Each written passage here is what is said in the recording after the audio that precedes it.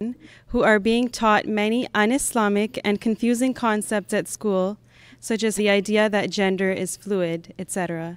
Jazakallah. School میں تو جو بچے رہتے ہیں 365 دنوں میں سے صرف 170 یا 180 دن رہتے ہیں، باقی تو آپ لوگوں کے پاس رہتے ہیں نا، 200 دن یا 180 دن آپ کے پاس رہتے ہیں۔ میں کئی دفعہ کہہ چکا ہوں کہ بچوں کو دوست بناؤ، کئی دفعہ کہہ چکا ہوں بچوں کے ساتھ انٹریکٹ کرو، کئی دفعہ کہہ چکا ہوں بچے گھر میں آتے ہیں ان کے سوالوں کے جواب دو، کئی دفعہ بتا چکا ہوں کہ اسکول میں جب پڑھ کے آتے ہیں جینڈر کے بارے میں یا اس کے بارے میں اس کے بارے میں ان سے پوچھو کیا پڑھا، پھر ان کو بتاؤ کہ تمہاری عمر کیا ہے اور تمہیں اس چیز کی سمجھ نہیں آ سکتی، بڑے ہوگے تو سمجھ آئے گی، بتاؤ کہ اصل چیز کیا ہے، نیچر نے تمہیں کیا بنایا ہے۔ ان سے کہو اللہ تعالیٰ نے بایولوجیکل ڈفرینس جو رکھا ہے بناوٹ میں جسم کی، وہ بہرحال ظاہر ہے، ماں تو ماں ہی ہیں، میل اور فیمیل میں جو فرق رکھا ہے وہ وہی ہے، ہیں کو مرد جو شک ماں بن جائے کسی کی لیکن وہ بچہ پیدا نہیں کر سکتا۔ اب تو خود بولنے لگ گئے ہیں یہ لوگ کہ کیا فضولیات شروع کر دی ہوئی ہیں تم لوگوں نے۔ یہ بھی پھر ایسا کہ ایک پریگننٹ عورت ڈاکٹر کے پاس گئی ہے، کہتی ہے بچہ میرا جینڈر بتا سکتے ہو کیا ہے؟ کہتا ہے let kindergarten teacher decide it, کہ کنڈرگارٹن جو ٹیچر ہے وہ ڈیسائیڈ کرے گا کیا جینڈر ہے، ہم نہیں بتا سکتے۔ یہ تو ہو گیا ہے، ان کی جو لغویات ہیں اس پہ ان کی اپنے باتوں پہ لافنگ سٹاک بن رہے ہیں یہ، ٹھیک ہے؟ تو خود مذاق اڑ رہے ہیں ان کے۔ اس لیے بتاؤ بچوں کو کہ اللہ تعالیٰ نے جو بنایا ہے انسان کو، وہ انسان وہی رہ سکتا ہے۔ محنت کرنی پڑے گی تھوڑی سی احمدی لڑکیوں کو، اور خاص طور پہ وقفات نو کو تو خاص طور پہ محنت کرنی پڑے گی۔ بتائیں اپنے بچوں کو کہ اللہ میاں نے مرد بنایا ہے، عورت بنایا ہے، بایولوجیکل ڈفرینسز یہ ہیں، یہ چیزیں ہیں ان کے اندر، اور ہر ایک جانور میں یہ دو جینڈر ہوتے ہیں، ہر ایک کا ایک اپنا اپنا فنکشن ہوتا ہے، اس سے ہٹ نہیں سکتے۔ تو یہ جو کہنے سے تو کچھ نہیں ہوگا۔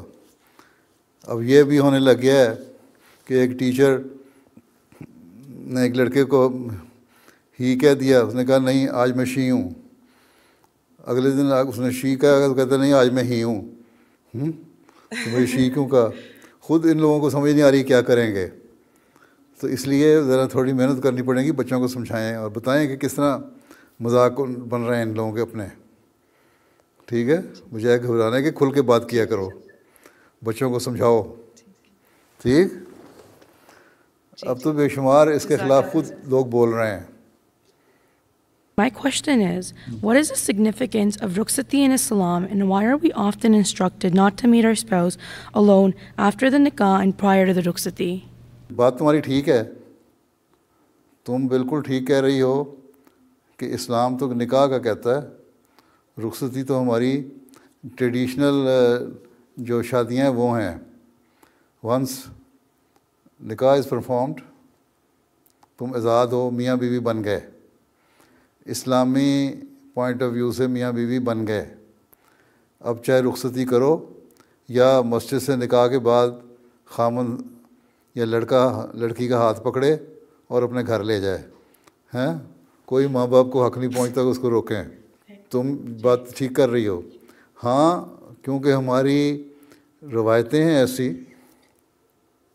اور ہم انفلوئنس ہو گئے بہت سارے انڈو پاکستان میں رہنے والے انڈین کلچر سے، ہندو کلچر سے، یا وہاں کی ٹریڈیشنل کلچر جو تھا اس سے، اس لیے ہمارے یہاں رخصتیوں وغیرہ کا خاص اہتمام ہونے لگ گیا کہ جی رخصتی ہونی ہے۔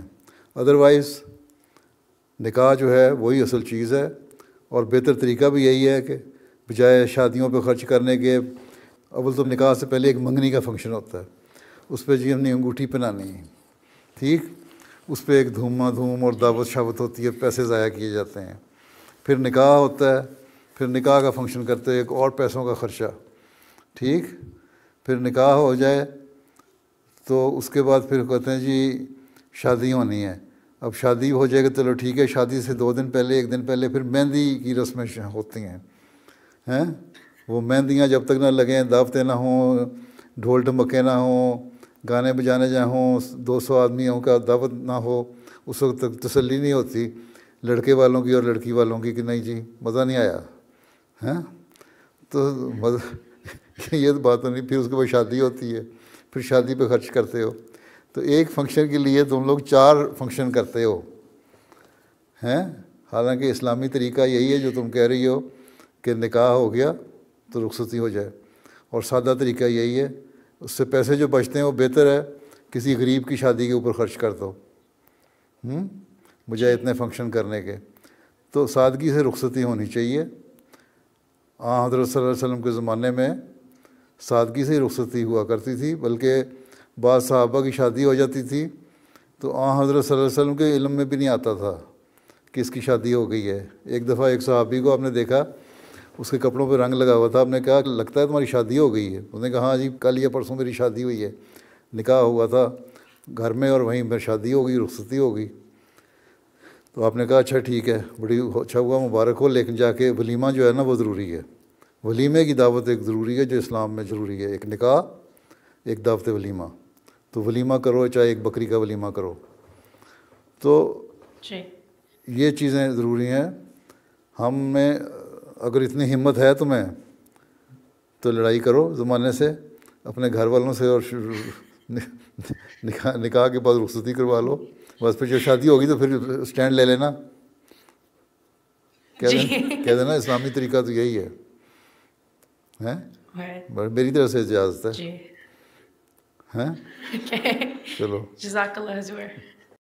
My question is that is it mandatory for Lajna members to wear an outer covering like a burqa or coat even if they are wearing loose clothes that hide their skin and do not show the shape of their bodies?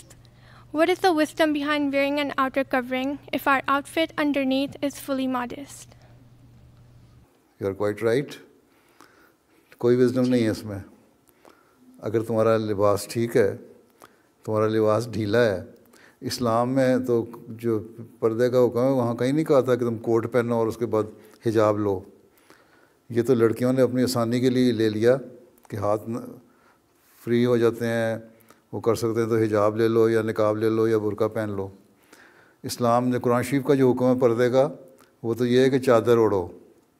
ٹھیک ہے, تم نے جو اپنا لباس پہنا ہوا ہے اس میں بھی تمہارا جو چہرے کا خوبصورتی ہے یا جسم کی خوبصورتی ہے بعض دفعہ اس کا اظہار ہو جاتا ہے, اس لیے سر پہ چادر اوڑھو اور اپنے سینے کے اوپر چادر لپیٹ لو. ٹھیک ہے, تاکہ مردوں کی غلط نظروں سے محفوظ رہو. تو اصل چیز تو وہ چادر کا پردہ ہے. برقع اور کوٹ تو بعد کی انوویشن ہے ساری, یا ایجادیں ہیں یا سہولت کے لیے پیدا کی ہوئی چیزیں ہیں, عورتوں نے خود بنا لی. ٹھیک ہے, اگر آپ کا لباس ڈھیلا ہے, ماڈسٹ ڈریس ہے, اور آپ کے جو باڈی فگرز وغیرہ سارے نظر نہیں آتے, بڑا صحیح طرح ہے, تو اس میں اوپر صرف حجاب لینا اور چادر لینا, سر کو ڈھانکنا اور سینے کو ڈھانکنا, صرف یہ حکم ہے اسلام کا. اتنا ہی کافی ہے. اگر یہ کر سکتی ہے تمہارے لیے آسانی ہے تو کرو. پاکستان میں جو ہمارے گاؤں کے رہنے والے عورتیں ہیں وہ اسی طرح کرتی ہیں, یا پشاور میں جو پٹھانوں کا علاقہ ہے وہ عورتیں بھی پردہ کرتی ہیں, بڑا پکا کرتی ہیں. وہ اپنے سر کو ڈھانکتی ہیں, چہرے کو ڈھانک لیتی ہیں ایک چادر سے. تم بھی اس طرح کر لو. کسی نے ضروری نہیں قرار دیا کہ ضرور برقع پہنو. پردہ ضروری ہے, ماڈسٹ ڈریس ضروری ہے, پردہ ضروری ہے. تمہارے باڈی فگرس کی ایکسپوجر نہیں ہونا چاہیے, نظر نہیں آنے چاہیے کسی طرح بھی. ٹھیک ہے, اور اس کے ساتھ جس طرح بھی پردہ کر سکتی کرو. اسلام کے ہر حکم میں وزڈم ہے. تم لوگوں نے اس کو اپنی طرف سے خود پیدا کر کے انوویشن کر کے نا اس وزڈم کو شیٹر کر دیا ہوا ہے. What message would Hazur Anwar give to those who argue that women's employment outside of home goes against Islamic tradition or undermines family values? You see, یہ اگر تو ضروری ہے، اگر ایک لڑکی پروفیشنل، ایک ٹیچر ہے، ایک ڈاکٹر ہے یا کوئی ایسا جاب کر رہی ہے جو انسانیت کے لیے بینیفیشل ہے کسی بھی لحاظ سے، ٹھیک ہے، اس کو کرنا چاہیے، اس میں کوئی روک نہیں ہے. لیکن صرف اس لیے گھر سے باہر نکل جانا اور بچوں کا خیال نہ رکھنا اور گھر کا خیال نہ رکھنا کہ ہم پیسے کمائیں اور ہمارے پاس پیسے زیادہ آ جائیں، ڈسکنٹینٹمنٹ جہاں زیادہ ہو جاتی ہے، اس کے لیے خامد پوری طرح پیسے نہیں دے رہا. اول تو یہ رسپانسبلٹی گھر کے مرد کی ہے. اللہ تعالیٰ نے ہر ایک کی ڈیوٹیاں پوری بیان کر دی ہیں کہ یہ ڈیوٹیز مرد کی ہیں، یہ عورت کی ہیں. ایک عورت حضرت صلی اللہ علیہ وسلم کے پاس آئی، اس نے کہا کہ مرد جو ہیں وہ جہاد بھی کرتے ہیں، وہ باہر کماتے ہیں پیسے، وہ زیادہ چندہ بھی دے دیتے ہیں اور دوسرے ویسے کام کر لیتے ہیں جو عورتیں ہم گھر میں بیٹھی ہوئی نہیں کر سکتی، تو کیا ہمیں بھی اس کا ثواب ملے گا؟ حضرت صلی اللہ علیہ وسلم نے فرمایا کہ عورتیں اگر اپنے گھروں کی نگرانی کر رہی ہیں، اپنے بچوں کی تربیت کر رہی ہیں، تو ان کو اس طرح ہی ثواب ملے گا جس طرح ایک مرد کو جہاد کرنے کا ثواب ملتا ہے. اس زمانے میں جہاد بڑی چیز تھی، اسلام کا نیا اجرا تھا، دشمن اسلام کو ختم کرنے کے لیے حملہ کرتے تھے، اس لیے جہاد کی ایک خاص اہمیت تھی، امپورٹنس تھی. تو عورت کو ثواب آپ نے فرمایا اتنا ہی ملے گا اگر وہ صحیح کام کر رہی ہے. ہاں اگر لیکن اسی طرح عورتیں جب ضرورت پڑی تو اسلام کی عورتیں جنگوں میں بھی چلی گئیں، پانی پلانے کے لیے، نرسنگ کرنے کے لیے، دوسرے کام کرنے کے لیے. بلکہ حضرت عمارہ کے بارے میں تو آتا ہے وہ جنگ میں تلوار لے کے لڑتی بھی رہیں. تو جہاں ضروری ہو وہاں عورت کام کر سکتی ہے اور کوئی اس میں روک نہیں ہے. لیکن صرف لالچ کی خاطر کام کرنا اور اپنی جو بیسک رسپانسبلٹیز ہیں، گھر کو سنبھالنا، بچوں کی تربیت کرنا، ٹریننگ کرنا، ان کی اپ برنگنگ میں پورا پراپر اپنا رول ادا کرنا، وہ اگر نہیں ہو رہا تو پھر عورت قصوروار ہے. باقی ٹریڈیشنز وغیرہ کوئی چیز نہیں ہے. ہاں ایک پردے میں رہ کے، لیکن اس کام بھی اگر تم باہر کر رہی ہو، کوئی سائنٹسٹ ہے، کوئی ایسا کام ہو جو خاص ہے، تو حجاب میں اور پردے میں اور پراپر ڈریس میں اگر کر رہی ہو تو اس میں کوئی حرج نہیں ہے. کوئی فیملی ویلیوز اس میں روک نہیں آ سکتی، ٹھیک ہے. اصل چیز یہ ہے کہ تمہاری جو بیسک ڈیوٹی ہے وہ تم ادا کر رہی ہو. عورت جو ہے وہ اپنے گھر کے جو سارا سسٹم ہے اس کو اس نے آرگنائز کیا ہوا صحیح طرح، بچوں کی تربیت کر رہی ہے. یہ نہیں کہ بچے اسکول سے گھر آئیں تو اماں گھر سے غائب ہو اور بچے بیچارے فریج میں سے بریڈ نکالیں اور ٹوسٹر میں رکھ کے سیک لیں اور کھا کے سو جائیں، اور رات کو 10 بجے ماں آئے گھر میں اور پتہ ہی نہیں کہ بچوں کا کیا حال ہے. اسکول سے آ رہے ہیں ان کو پوچھا نا کہ اچھا آج تم نے اسکول میں کیا پڑھا، اسکول سے واپس آ کے تم نے ہوم ورک کر لیا کہ نہیں، تم تھکے ہوئے تو نہیں، تمہاری طبیعت کیسی ہے. تو وہ بچے آہستہ آہستہ سائیکلوجیکلی وہ ڈسٹرب ہو جاتے ہیں اور پھر وہ سمجھتے ہیں کہ ہمیں کوئی پوچھنے والا نہیں، اور اس کی وجہ سے پھر ماں باپ میں اور بچوں میں دوریاں پیدا ہوتی ہیں.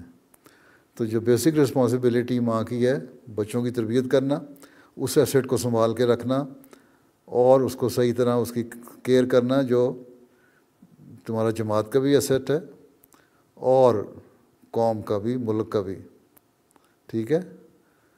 تو اس بات کا خیال رکھو. تو اس کے ساتھ اگر کوئی پروفیشنل ہے اس قسم کا پروفیشن میں، ڈاکٹر ہے، ٹیچر ہے یا اور کوئی ایسا پروفیشن، تو اس میں کام کرنے میں کوئی حرج نہیں ہے. ہاں تمہاری ٹریڈیشنل فیملی ویلیوز اگر ہیں کوئی ایسی، تو وہ سیلف کریٹڈ فیملی ویلیوز ہیں، کوئی اس میں اسلامی بات والی کوئی بات نہیں ہے. میرا سوال ہے کہ sometimes when there are very stressful moments in life, it feels like Allah may be testing us, or I find myself distracted and not focusing well on my prayers. What is beloved Hazur's advice so that we can strengthen our bond with Alamiya and maintain steadfastness during stressful times? جب تمہیں پتہ ہے کہ stressful time آتے ہیں اور خود ہی تم نے لکھا ہوا ہے کہ اللہ میں بھی ٹیسٹنگ یو ہیں. تو جب اللہ تمہیں یہ پتہ ہے کہ اللہ ٹیسٹ کر رہا ہے تو اس ٹرائلز جو آ رہے ہیں تھوڑے بہت, اس میں سے پھر اللہ تعالیٰ سے دعا کرو اور اللہ کو کہو کہ اگر تو یہ میرے کسی گناہ کی سزا ہے تو مجھے معاف کر. دعا کرو, نمازوں میں رو رو کے دعا کرو اور پورا کنسنٹریٹ کرنا پڑے گا اس کے لیے. اور اگر یہ ٹرائل ہے تو پھر مجھے اس سے گزار دے اور مجھے اس کے سختیوں سے بچا لے. اللہ کے علاوہ تو کوئی اور ذریعہ نہیں ہے ایک اللہ پہ ایمان رہنے والے کے لیے. یہی ٹرائل ایک ایتھیسٹ پہ بھی آتا ہے, ایک پیگن پہ بھی آتا ہے, یا کسی بھی مذہب کے ماننے والے پہ بھی آتا ہے. تو وہ کیا کرتا ہے؟ اس میں کوئی اسلام کا یا اللہ کا قصور تو نہیں ہے, وہ تو اس کے لیے کوئی راستہ نہیں ہے. لیکن ایک مومن کے لیے راستہ ہے کہ اللہ سے دعا کرے کہ اللہ میاں ہمارے یہ جو اس ٹرائل میں سے ہم گزر رہے ہیں اس کو ختم کر دے, ہمیں اس سے بچا لے, اور کبھی ناشکری نہ ہو. یہ تو نہیں ہوتا کہ اللہ تعالیٰ صرف مصیبتیں ہی ڈالتی جاتا ہے, کوئی اچھی باتیں بھی ہو رہی ہوتی ہیں نا ایک ہی وقت میں. ٹھیک ہے, ایک وقت میں ایک بات تمہاری مرضی کی نہیں ہو رہی ہوتی جس پہ تم ڈپریس ہو جاتی ہو, فرسٹریٹ ہو جاتی ہو. دوسری بات اچھی ہو رہی ہوتی ہے جس پہ خوش ہوتی ہو. جب خوشی کے اوپر خوشی کا اظہار زیادہ کرو, اللہ کا شکر کرو, ہیں, تو اللہ تعالیٰ کہتے ہیں تم شکر گزاری کرو گی تو میں تمہارے فضل بڑھاؤں گا اور زیادہ. ٹھیک ہے, تو اللہ تعالیٰ سے دعا کرو, اور لا حول ولا قوت الا باللہ کی دعا جو ہے وہ بھی پڑھا کرو کافی. 5 نمازوں کی دعاؤں میں سجدوں کے ساتھ لا حول ولا قوت الا باللہ اور استغفر اللہ ربی من کل ذنب, سادہ سی دعائیں ہیں, لیکن اس کا مطلب سمجھو پہلے کہ کوئی طاقت نہیں اللہ کے علاوہ, اور اللہ تعالیٰ میرے گناہ بخش دے. تو پھر تم ڈسٹریکٹ بھی نہیں ہوگی اپنی دعاؤں سے اور پریشان بھی نہیں ہوگی. ٹھیک ہے, اس کے علاوہ اور راستہ کیا ہے؟ کوئی اور جگہ نہیں ہے ہمارے پاس جانے کی. اگر ہمارا ایمان ہے اللہ تعالیٰ پہ اور ہے, ٹھیک ہے, ہزاروں لاکھوں لوگ جو اپنے واقعات سناتے ہیں دعاؤں کی قبولیت کے, تو اس اللہ کی ذات ہے نا جو سنتا ہے ان کی. اگر ہماری وجہ سے نہیں سنتا تو یا ہمارے میں قصور ہے یا اللہ تعالیٰ کی مرضی ہے کہ یہ تمہارے لیے نہ ہو. اس طرح وہ کسی اور رنگ میں تمہیں فائدہ پہنچا دیتا ہے اللہ تعالیٰ پھر. As Waqf-e-Nau working mothers who have completed their education and are working as per your guidance, we face a difficulty in Canada that maternity leave is 1 to 1.5 years maximum. Is this enough time? Or should we resign and stay at home longer to better raise our Waqf-e-Nau children? تو یہ تو تم نے خود decide کرنا ہے. You yourself should decide کہ تمہارے لیے 1 to 1.5 years is enough or not. ٹھیک ہے, اب جب بچے بالکل چھوٹے ہیں, گو 1.5 year بھی ٹوڈلر ہی ہوتا ہے, لیکن اگر کوئی گھر میں پالنے والا ہے, نانی مامی دادی کوئی سنبھالنے والی ہے, تو پھر ٹھیک ہے, اس کو ان کے سپرد کر کے تو کام کرو. اگر یہ ڈیپینڈ کرتا ہے کس قسم کا کام ہے. اگر فائنینشیل پرابلم کی وجہ سے جاب کر رہی ہے تو پھر تو کسی کے سپرد کر کے بچے کو جائیں اور جاب کر کے واپس آ جائیں اپنے, پھر بچوں کو سنبھالیں. اور اگر صرف ہابی کے لیے جاب کر رہی ہو ہیں تو پھر بہتر یہ ہے کہ 3-4 سال تک کے لیے چھوڑ دو. باقی بعض پروفیشنل بھی ہیں امریکہ میں مجھے ملی, بعض ڈاکٹرز جو ڈاکٹر ہیں باقاعدہ کوالیفائڈ ہیں, اپنے فیلڈ میں کام کرتی رہیں, لیکن جب بچے ہو گئے تو بچوں کی وجہ سے انہوں نے اپنے جاب چھوڑ دیے, اور 4-5-6-7 سال عمر تک کے بچے جب وہ ہو گئے اسکول گوئنگ ہو گئے, پھر انہوں نے ایسے جاب شروع کر دیے کہ اسکول میں روانہ کر کے بچے کو, اور شام کو بچے کے اسکول سے آنے سے پہلے گھر میں موجود ہو تاکہ ان کی صحیح تربیت بھی کر سکیں. تو اس طرح بھی ہیں بہت ساری پروفیشنل ڈاکٹرز میں ہیں. یہاں اسکول کی ٹیچرز کا سوال ہے تو اسکولوں میں جو ٹیچرز ہیں وہ اپنے بچوں کو لے جاتی ہیں ساتھ ہی, واپس بھی اپنے ساتھ لے آتی ہیں. تو یہ تو ڈپینڈ کر رہا ہے کہ کس قسم کا پروفیشن ہے آپ کا اور کیا کیا آپ کی پرسنل ریکوائرمنٹس ہیں جس کے لیے آپ کام کر رہے ہیں. ٹھیک ہے, تو یہ خود فیصلہ کریں. خود اللہ تعالیٰ نے اتنی بڑا دماغ دیا ہوا ہے, عقل دی ہوئی ہے, سوچو. ٹھیک ہے. My question is, if someone has gone through a divorce and is scared to get married again, what is beloved Hazur's guidance on this? کیا کرتی ہو تم؟ I'm in grade 10. Then you should pray for your نیک قسمت. ہاں, it should never happen that you ever go through this ordeal. اللہ تعالیٰ بچا کے رکھے تم لوگوں کو, ساروں کو. دعا کرنی چاہیے. ہمیں تو نہیں پتہ نا اللہ تعالیٰ کی کیا مرضی ہے. بعض رشتے نہیں کامیاب ہوتے, تو اس پہ دعا کرنی چاہیے کہ اللہ تعالیٰ کے نزدیک اگر جو اور کوئی رشتہ آیا ہے اچھا ہے میرے لیے تو ٹھیک ہے. ایسے لوگ ہوتے ہیں ایک دفعہ طلاق ہو گئی اور بہت برا ایکسپیرینس تھا ان کا, لیکن دوبارہ دعا کر کے شادی کی, اچھے رشتے آئے اور بڑے خوش لوگ ہیں. بڑے لوگ مجھے ملتے ہیں اس طرح کے, مجھے لکھتے بھی ہیں. تو دعا کر کے اللہ تعالیٰ سے مدد مانگنی چاہیے کہ اللہ تعالیٰ صحیح فیصلہ کرنے کی توفیق دے. پھر جو تسلی ہوتی ہے تو وہاں رشتہ کر لے, نہیں تو پھر انتظار کرے کسی اور بہتر رشتے کا. ٹھیک ہے. لیکن بہتر یہی ہے کہ شادی کر لو. اسلام کا یہی حکم ہے کہ شادی کر لینی چاہیے متعلقہ بیوہ کو, اگر ان کی شادی کی عمر ہے تو. اچھا جی صدر صاحبہ, کینیڈا کا جو ٹائم ڈفرینس ہے وہ اس طرح ہے کہ بڑا آڈ ٹائم پہ آپ لوگوں کی کلاس لگ رہی ہے. ناشتہ کر کے آئی تھی, جا کے کرنا ہے؟ حضور ان کو تھوڑا سا اسنیک صبح دیا تھا اور ابھی ناشتہ ان کو دینا ہے انشاءاللہ. بیچاری بھوک سے آدھی بیٹھی پریشان ہو رہی ہوں گی. صبح نماز یہاں کتنے بجے ہوتی ہے آج کل؟ 4 بجے فجر کی؟ فجر کی نماز 4:30 بجے.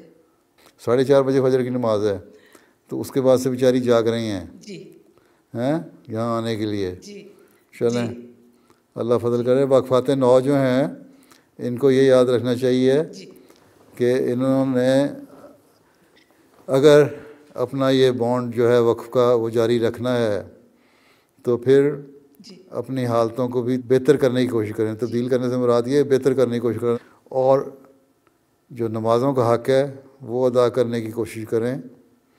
اللہ تعالیٰ سے دعا مانگا کریں اپنے دینی ترقی کے لیے بھی, دنیاوی ترقی کے لیے بھی. لڑکیاں ہیں اپنے نیک نصیب کے لیے بھی, اور اپنی آئندہ زندگی کے لیے بھی بہت زیادہ دعا کیا کریں. دوسرے ہمیشہ خیال رکھیں کہ آپ لوگ نے ایک نمونہ بننا ہے لوگوں کے لیے. واقفات 9 کا صرف ٹائٹل نہیں لے کے رکھنا, ایک نمونہ بننا ہے. اس لیے اپنی نیک نمونے قائم کریں, نمازوں کے لحاظ سے بھی اور اخلاق کے لحاظ سے بھی. اچھے اخلاق ہونے چاہیے آپ کے, اور دینی علم بھی زیادہ بہتر ہونا چاہیے. دینی علم حاصل کرنے کی کوشش کریں, صرف دنیا کے علم کو نہ پیچھے پڑ جائیں. بہت سارے جو سوال ہیں آپ لوگ کرتے ہیں, ان کے جواب تلاش کرنے کے لیے آپ خود بھی کوشش کیا کریں. اور واقفات 9 کی جو سیکٹری ہیں وہ ان کی ٹیمیں وہ ایسا پروگرام بنائیں کہ جو آپس میں ایکسچینج آف ویوز کے پروگرام بھی ہوں اور ڈسکشن بھی ہو اور انٹریکٹیو پروگرام بھی ہوں, تاکہ ان لوگوں کا یہ دینی علم بھی بڑھے. اور لڑکیاں خود بھی کوشش کریں کہ وہ دینی علم بڑھانے کی کوشش کریں. دنیاوی علم تو آپ پڑھ ہی رہی ہیں, انشاءاللہ اس ملکوں میں آ ہی جائے گا. اصل چیز دینی علم ہے, اور اللہ تعالیٰ سے خاص تعلق ہے, اس کو بڑھانا چاہیے ہمیں. اللہ تعالیٰ آپ لوگوں کو اس کی توفیق دے. اچھا, اللہ حافظ ہو. السلام علیکم ورحمۃ اللہ. وعلیکم السلام.